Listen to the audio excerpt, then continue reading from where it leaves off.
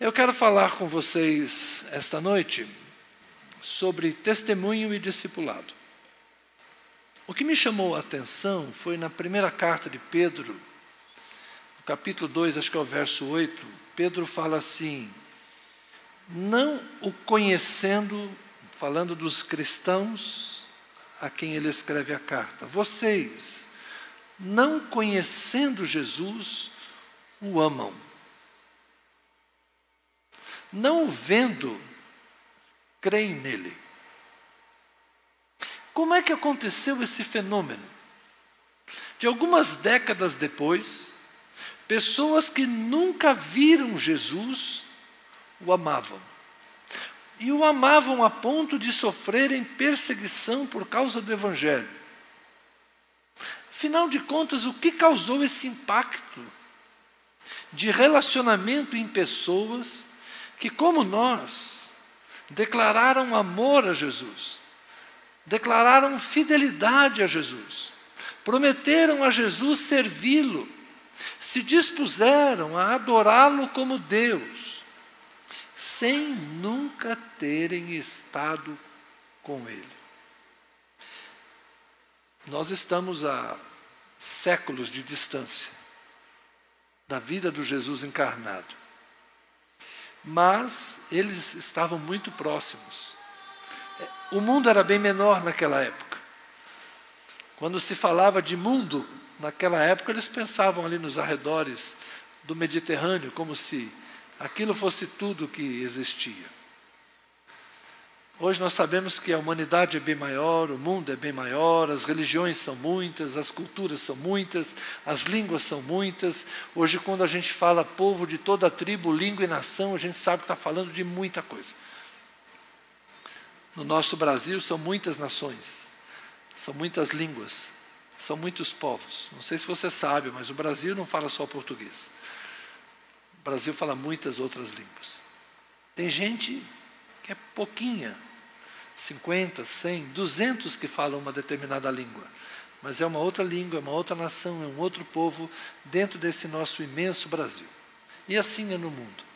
Mas como é que, em poucas décadas, havia chegado o Evangelho àquele grupo de pessoas que estavam espalhadas em diferentes cidades, uns de fala grega, uns de origem judaica, outros sem nenhum tipo de judaísmo do sangue ou na história.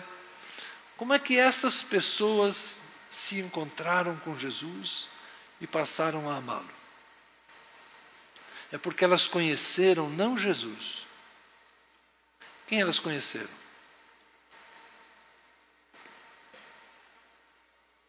A Bíblia?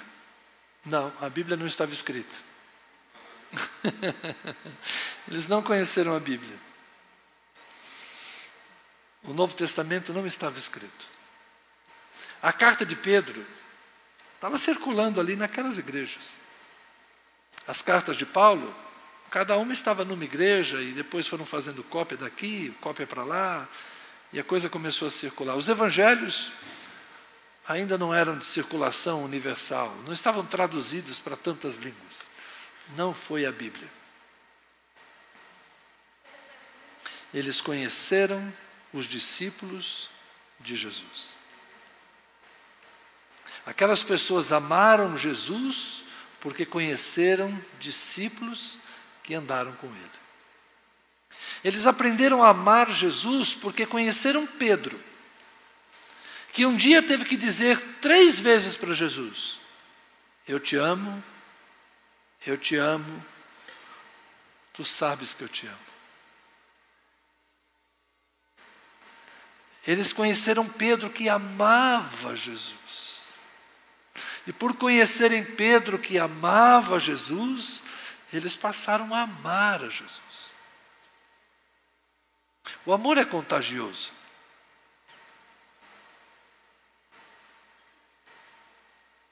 E essa é a nossa missão. Levarmos pessoas a amarem a Jesus.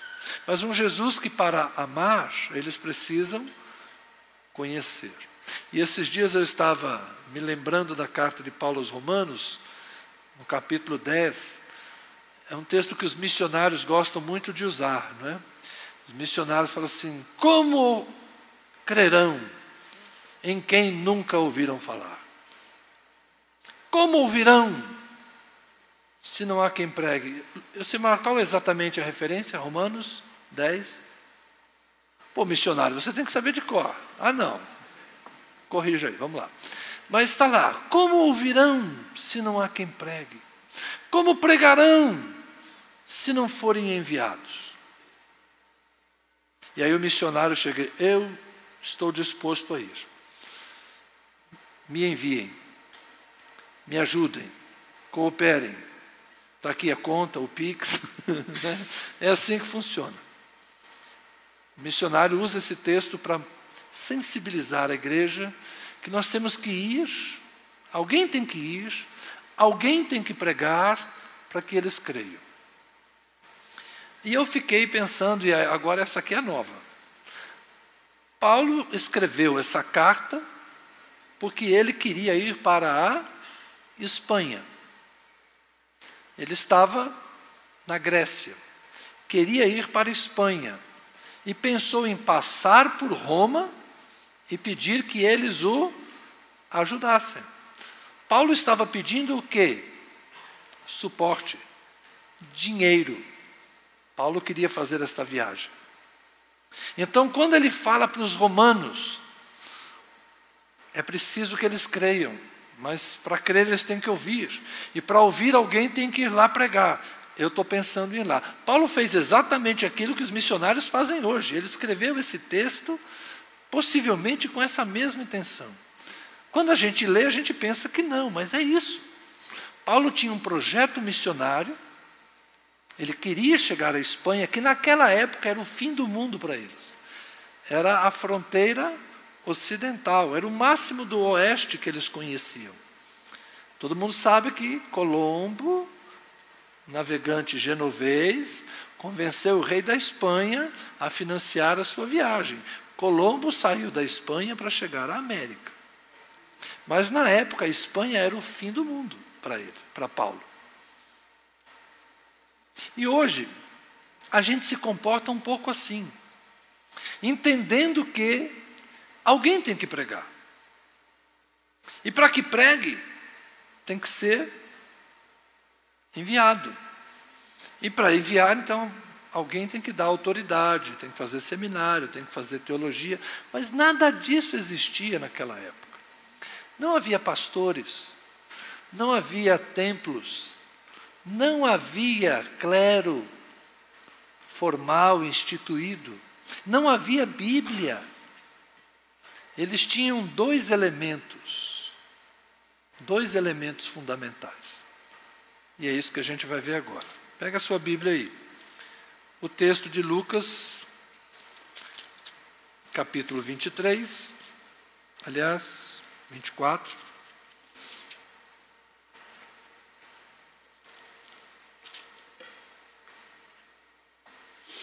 Lucas 24, verso 46.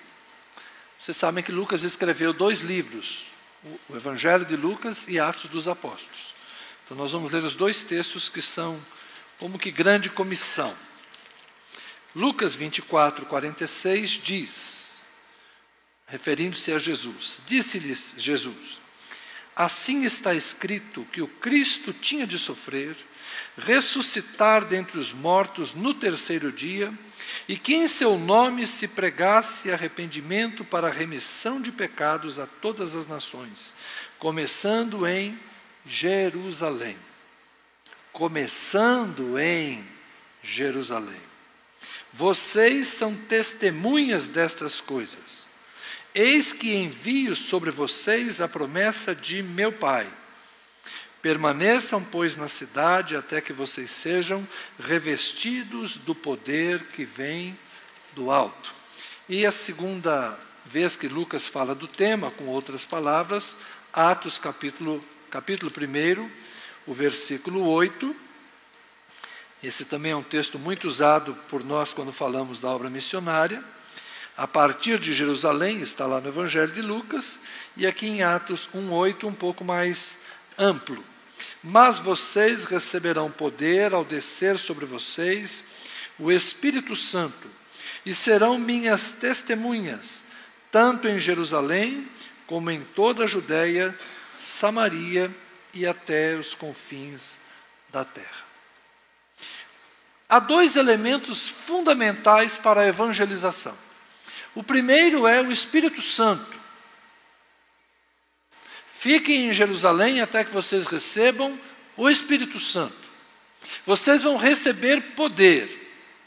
E aí vocês serão testemunhas em Jerusalém, Judeia, seria a região próxima, pensando aqui, Núcleo Bandeirante, Distrito Federal, Brasil e o mundo. Jerusalém, Judeia, Samaria, confins da terra. O primeiro elemento é o Espírito Santo. O grande responsável pela obra de evangelização do mundo é o Espírito Santo. É um elemento fundamental. A gente não faz a obra de evangelização sem a graça, sem a unção, sem a capacitação que venha do alto. Por quê? Porque quem nos revela Jesus é o Espírito Santo. Por que nós amamos Jesus a quem não vemos? Porque o Espírito Santo testifica em nosso coração quem é Jesus. Há uma experiência interior, há uma revelação, há uma iluminação, há um relacionamento. O Espírito Santo é o Espírito de Cristo. Embora nós não conheçamos o Cristo encarnado, nós conhecemos o Espírito que desceu sobre a Virgem para que ela concebesse. Pense nisso. O mesmo Espírito Santo que desceu sobre Maria, sobre a Virgem, para que ela concebesse e fosse gerado em seu ventre a pessoa de Jesus Cristo, esse mesmo Espírito entra no nosso coração, vem sobre nós. Então ele manifesta Cristo, ele gera em nós a vida de Cristo. Há uma experiência real, não é imaginária, porque o Espírito Santo é pessoa divina. O Espírito Santo não é uma energia, como essa que acende as lâmpadas. O Espírito Santo é uma pessoa. Então nós conhecemos Jesus por meio do Espírito Santo. É fundamental isso. Eu já expliquei para vocês que eu penso um pouco diferente, não sou eu, mas outras pessoas pensam um pouco diferente sobre essa questão do Espírito Santo convencer. Isso demanda tempo, não vou explicar tudo agora, não é? Mas nós achamos que o Espírito Santo convence, por causa de João capítulo 14, quando vier o Espírito, convencerá o mundo do pecado, da justiça e do juízo. Então a gente acha que você fala de Jesus, mas quem convence a pessoa que você está falando a verdade é o Espírito Santo. Não é isso que está dito. É que a chegada do Espírito Santo, a descida do Espírito Santo, o evento histórico ocorrido no dia de Pentecostes, seria um sinal para convencer as pessoas do seu pecado. Vocês crucificaram Jesus, que era o Filho de Deus. Convencerá o mundo do pecado. Convencerá da justiça. Porque Jesus é justo, Jesus é o justo. Jesus levantou dos mortos por causa da sua justiça. E convencerá o mundo também, não é, do juízo, porque o príncipe desse mundo já está condenado. Então, é uma outra forma de entender esse texto. O Espírito Santo, quando ele se manifesta na história, quando ele se manifesta na igreja, ele comprova que Jesus Cristo ressuscitou. Aliás, é uma expressão interessante, o pastor Florentino gosta de destacar isso. Jesus foi ressuscitado. Uns textos dizem que ele ressuscitou, outros textos dizem que ele foi ressuscitado. A ideia paulina é que Jesus foi levantado dos mortos pelo Espírito Santo. A vida do Espírito estava nele na sua concepção. O poder do Espírito estava nele na sua ressurreição. O poder do Espírito está na igreja, que é o corpo de Cristo. Então, o primeiro grande elemento da evangelização é o Espírito Santo. Nós não podemos anunciar o Evangelho sem o Espírito Santo. Por isso que na grande comissão de Marcos, que é um texto um pouco complicado, né, porque é um texto meio ajeitado, mas vai dizer que os sinais seguirão os que crerem. Em seu nome expulsarão demônios, curarão os enfermos. Porque é uma evidência de que o poder do Espírito Santo está se manifestando nas pessoas.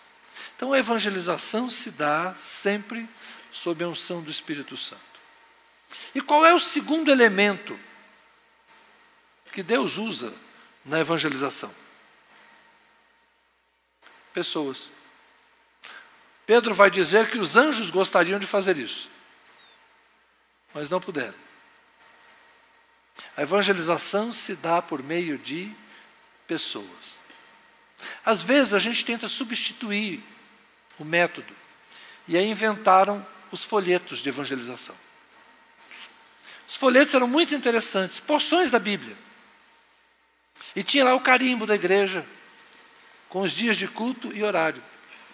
E as pessoas falavam assim: nós vamos evangelizar domingo à tarde. E o que era evangelizar domingo à tarde, para muitas pessoas? Era sair entregando folheto. O que é isso? É dizer para a pessoa: olha o carimbo aí, ó, nesse endereço, nesse horário, tem lá um grupo de pessoas que vão orar por você e vão cantar umas músicas. Tem um pastor ou uma pastora que vai lá pregar uma mensagem e no final vai ter um apelo para você levantar a mão e aceitar Jesus. Vai lá. Outros métodos, os gideões internacionais distribuem Bíblias. Muita gente se converte, sem dúvida. Quantos hotéis eu não me hospedei, abri ali a gaveta e havia lá um Novo Testamento. Aí eu vou lá, abro minha mala e falo assim: está aqui, ó, a minha Bíblia inteira. Ou então eu pego o meu celular com as 25 Bíblias que tem dentro dele e está mais ou menos igual. Mas é aquela ideia de que entregar uma Bíblia é evangelizar. É uma coisa boa, é uma boa literatura, é uma boa iniciativa. Entregar um folheto é importante. Algumas pessoas se converteram por folheto. A pesquisa dizia que mais ou menos 1%. Algumas pessoas se converteram lendo a Bíblia, sozinhas. Talvez outro 1%. A semente eventualmente frutifica. Mas não foi a Bíblia, não foi o folheto. Foi a mão que entregou, foi a pessoa que contribuiu para que a Bíblia fosse impressa, foi aquela outra pessoa que foi lá no hotel conversar com o gerente, dizendo assim: olha, nós podemos colocar um Novo Testamento em cada lugar? Pode. Você entrega ali para a camareira que ela vai colocar. E chegou ali para a camareira, e quando entregou aquela caixa, disse assim: eu posso orar com você? Senhor, esse Novo Testamento vai ser colocado ali nesses quartos, que esta palavra possa frutificar. Vocês estão entendendo? Não foi a Bíblia apenas. Mas foi o ofertante lá dos Gideões, foi o Gideão que saiu distribuindo, foi talvez a camareira crente que foi colocando naquela gaveta: Senhor, em nome de Jesus, abençoa. Tem pessoas envolvidas nos processos. Então nós não podemos confiar as coisas, o trabalho que Deus sempre faz por pessoas. Evangelização é um trabalho de pessoas. Observe o texto de Lucas. O Filho do Homem, Jesus, tinha que morrer, ressuscitar. Vocês são testemunhas destas coisas. É preciso que se pregue arrependimento para a remissão de pecados. Vocês são testemunhas destas coisas. Do quê? Da morte e da ressurreição de Jesus. Então, os primeiros discípulos fizeram novos discípulos porque deram testemunho do que viram e do que ouviram. O que é evangelizar? É dar testemunho. Esse é um termo que a gente usa muito na linguagem hoje do judiciário. né? Fui convocado como testemunha. Alguém entra lá numa ação trabalhista contra o Bradesco. Quase todo mundo sai do Bradesco, vai entrar numa ação. Hoje não é tanto assim, né? Mas no passado era assim. Todo mundo que trabalhava em banco não recebia hora extra. Quando saía do banco, ele ia entrar contra o banco. Já estava até acostumado, o banco já sabia, né? Eu já tinha o jurídico preparado. Quem é que ia ser testemunha dele, que ele trabalhou fora do expediente? 2 colegas que já tinham saído do banco e que também já tinham entrado na justiça contra o banco. Então o pessoal era testemunha. Para nós, testemunha é isso. É alguém que viu alguma coisa e pode testemunhar. Mas nós estamos agora na época das câmeras, né? Então as câmeras estão filmando, então não precisa mais ninguém dar testemunho, porque está filmado. A filmagem hoje resolve esse problema. Mas naquela época, gente, não tinha celular. Já imaginou se Jesus viesse hoje? Quantos seguidores Jesus teria no Instagram? Jesus já tinha quebrado o Facebook. Né? Não. O metaverso já estava planejado, porque Jesus ia fazer coisas extraordinárias. Às vezes a gente pensa que Jesus veio na época errada, né? Porque seria muito mais fácil ele se tornar conhecido hoje. Mas evangelizar não é dizer que Jesus existe. Evangelizar é levar as pessoas ao arrependimento dos seus pecados, para que eles sejam perdoados. É importante que Jesus seja pregado, seu nome seja anunciado para a remissão dos pecados a todas as nações, começando em Jerusalém. Jesus não veio apenas fazer milagres, gente. Ele fez milagres, porque Ele é bom, misericordioso. Mas Jesus veio essencialmente ser o Salvador da humanidade por meio da sua morte redentora. É a cruz, é a mensagem da cruz. Eu olho para a cruz eu vou, do seu sofrer participar, a sua glória vou cantar ou contar. Meu Salvador na cruz pagou. É por isso que agora, pela cruz, eu estou reconciliado. Esta é a nossa mensagem. Este é o nosso anúncio. Então Deus usa pessoas para alcançar outras pessoas. Pessoas que são testemunhas. De início, eram testemunhas oculares. Gente que viu, gente que ouviu, gente que andou com Ele. Mas depois de uma geração, não havia mais. Todos haviam morrido. Mas eu andei com Pedro. Eu andei com João. Tem coisas que a gente sabe da história da igreja cristã, porque João, o apóstolo, influenciou um homem. E aquele homem influenciou um outro. E estas coisas foram passando de um para o outro.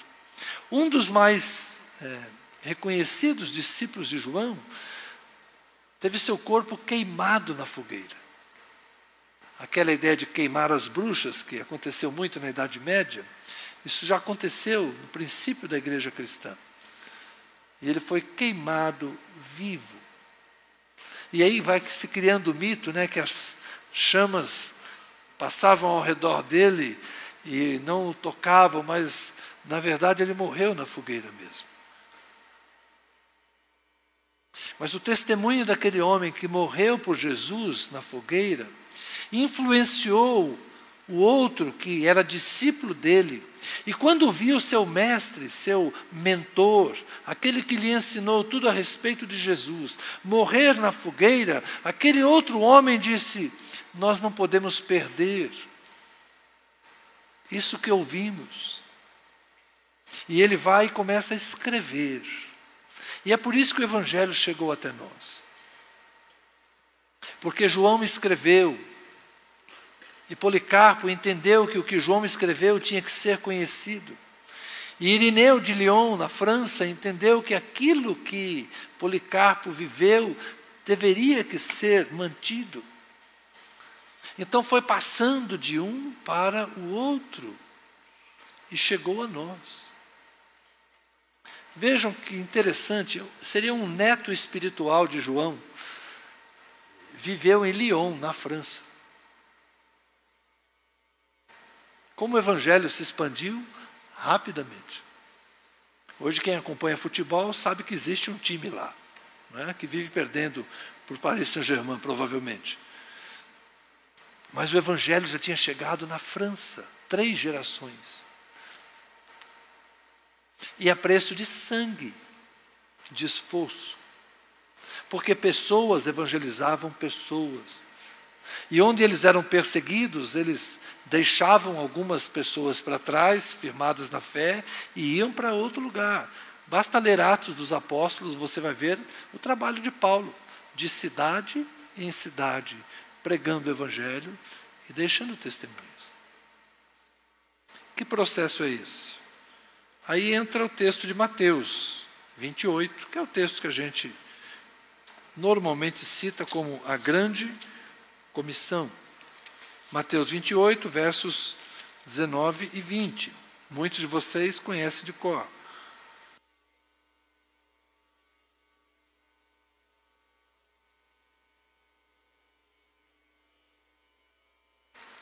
Vou começar no 18. Jesus, aproximando-se, falou-lhes, dizendo: toda autoridade me foi dada no céu e na terra. Portanto, vão e façam discípulos de todas as nações. Esta versão mais atual usa uma tradução mais fiel ao original grego. A ideia do indo, o vão aqui seria o gerúndio, indo, é uma ação continuada. Portanto, vão e façam discípulos. O imperativo está aqui. Façam discípulos de todas as nações, batizando-os em nome do Pai, do Filho e do Espírito Santo, ensinando-os a guardar todas as coisas que tenho ordenado a vocês. E eis que estou com vocês todos os dias até o fim dos tempos. Há um imperativo aqui: façam discípulos. É no poder do Espírito Santo? Sim. Toda autoridade foi dada a Jesus no céu e na terra. E eu vou enviar para vocês poder, para que vocês sejam testemunhas. Então, esta autoridade que repousa sobre Jesus, no céu e na terra, acaba alcançando-nos por meio do dom do Espírito Santo. E é por isso que a gente tem certa autoridade para fazer a obra em nome de Jesus. A gente anuncia Jesus porque a autoridade do nome dele repousa no Espírito que está sobre nós, e assim a gente consegue fazer a obra que é dele. Mas o nosso trabalho não é apenas pregar o Evangelho. O nosso trabalho não é apenas anunciar o Evangelho. A parte mais difícil é a parte que está destacada em Mateus. É fazer discípulos. Eu fui criado, desde criança, aos 7 anos, ouvindo o Evangelho. Fui criado numa igreja evangélica. E eu ia para a praça, quando era menino, se fazia muito culto na praça. E eu ouvi muitas vezes as pessoas fazendo apelo. Quando eu me tornei um pouco mais velho, eu já parei de fazer culto na praça, mas nós fizemos muito culto na Praça da República, em São Paulo, que na época era o reduto dos drogados, dos homossexuais, dos travestis, das prostitutas. Era um lugar de baixa, digamos assim, frequência no ambiente familiar. Mas era lá que a gente ia fazer culto na praça. Só que às vezes, no domingo de tarde, a Tânia morava em frente a um lugar que, na sexta-feira, era uma feira, um espaço muito grande. Então, de vez em quando, tinha alguém que botava uma caixa de som e fazia culto lá. Domingo à tarde, você querendo tirar um cochilo, assistir uma televisão, e estavam os crentes lá fazendo barulho lá na rua. E às vezes a caixa de som estava virada para a janela da casa da Tânia, né? Ele escutava o cara fazendo o apelo lá. No final de fazer o apelo, ele dizia assim: olha, vocês que estão aí em casa, eu lavo as minhas mãos do sangue de vocês, porque eu preguei o Evangelho. Se você ouviu e creu, quem crer e for batizado será salvo. Mas quem não crê já está condenado. Aí ele fazia a oração: Senhor, eu agora entrego essas vidas nas tuas mãos, que eu não sei quem são, não sei onde estão, não sei se ouviram, mas eu entrego nas tuas mãos e lavo as minhas mãos do sangue dela. O cara não está preocupado em ganhar as pessoas. Ele está fazendo o trabalho do Pilatos. Ele é discípulo de Pilatos. Toda hora pega uma bacia para lavar a mão e dizer: a culpa não é minha. Eu fiz a minha parte. Não foi isso que Jesus mandou fazer. A parte difícil do trabalho é a parte do relacionamento.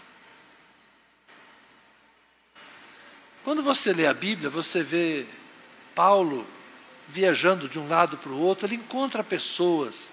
Ele encontrou Timóteo, que era um jovem diferenciado. O que ele fez com Timóteo? Chegou para a mãe e para a avó e falou: libera esse menino, deixa ele viajar comigo.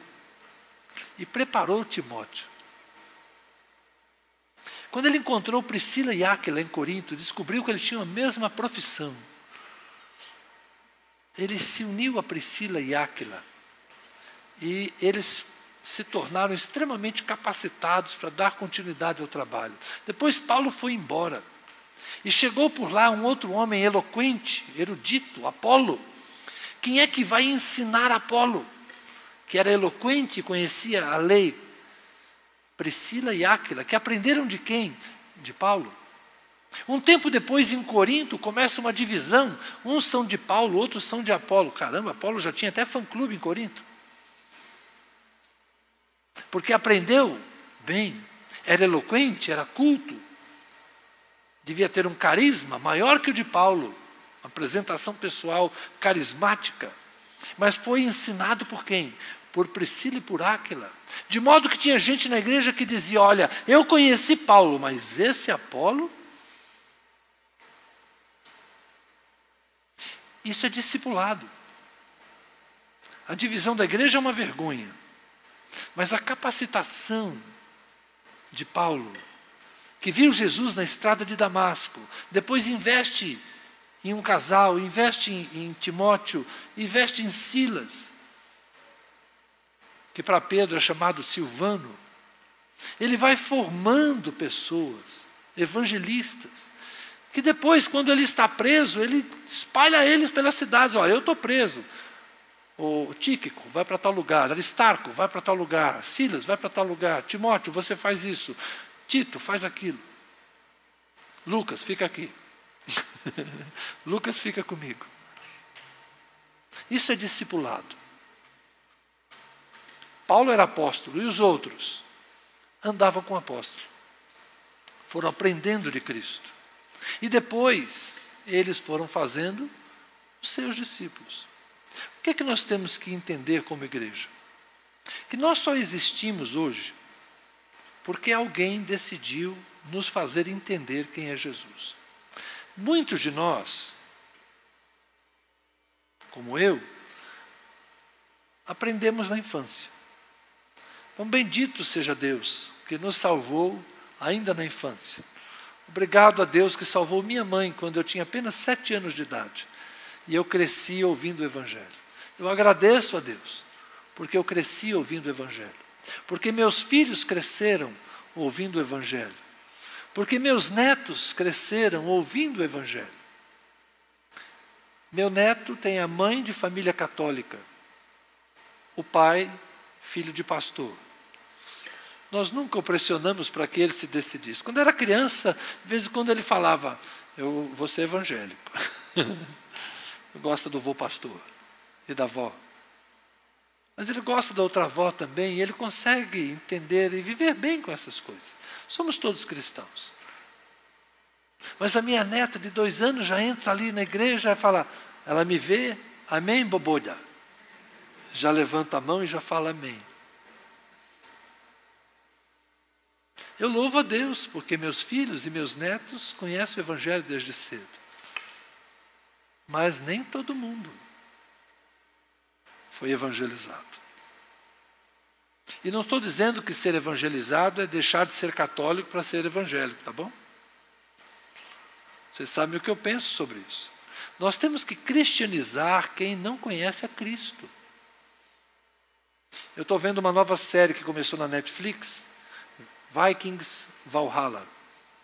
E são os vikings divididos entre vikings cristãos e vikings pagãos. Os cristãos matam mais que os pagãos.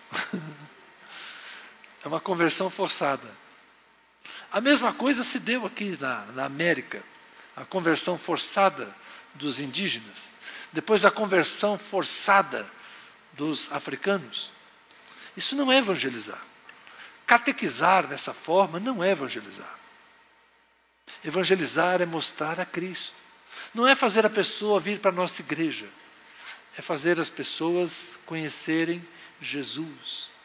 E talvez um dia você poder dizer como Pedro, um Jesus que vocês não viram, mas que vocês amam. E amam a ponto de dar a vida por ele. Isso não é dar um livro. É mais que dar um livro. É mais que lições. É mais que ser pastor e ficar aqui pregando, falando e falando e falando. Porque a gente influencia muito mais pelo que é, pelo que vive, pelo que faz, do que pelo que diz.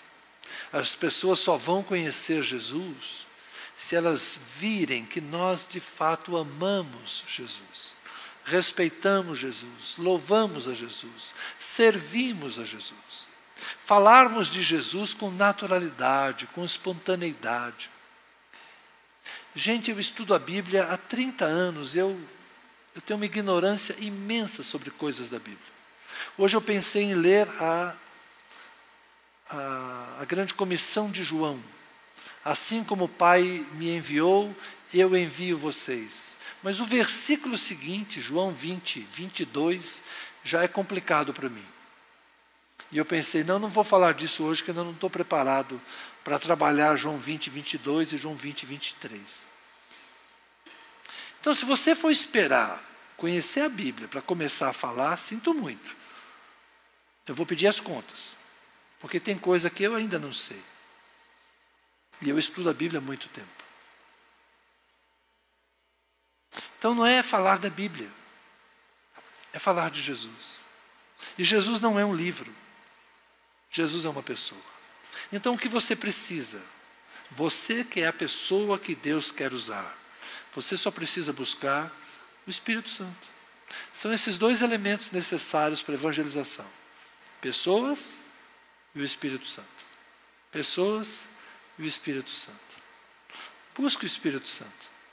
É Ele que vai te capacitar. Conheça Jesus por meio da unção do Espírito Santo.